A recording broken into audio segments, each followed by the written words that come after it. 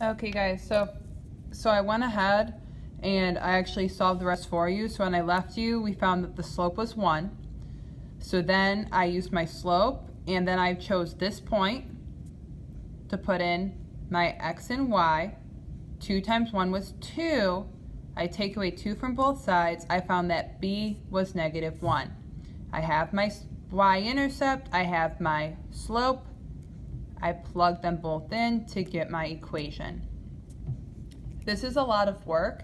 I recommend doing it on a separate sheet of paper because, as you can see, I even had to go over 59 to finish 57. Once you have done all of these, and this should take quite a bit of time, which is fine, as long as you're trying your best, the last part of today, which if you don't get to it, do it tomorrow, is writing the equations in slope-intercept form when the y isn't by itself. So for example, here, I know this isn't slope-intercept form because the y isn't by itself. So I just need to isolate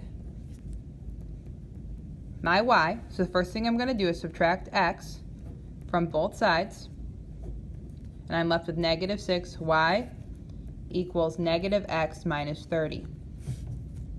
I still haven't isolated my variable, so I'm going to divide 6 by -6 on both sides. And I'm left with y equals negative, and there would actually be a 1 here. -1 divided by -6 is just a positive 1/6. X -30 divided by -6 is +5. And this would be my equation. If you're asked for slope, I know the slope would be 1/6. I'm going to do one more randomly, and then I'm going to leave you. So this one, I'm going to subtract 2x from both sides. I'm left with 3y equals -2x plus 15. I'm going to divide by 3.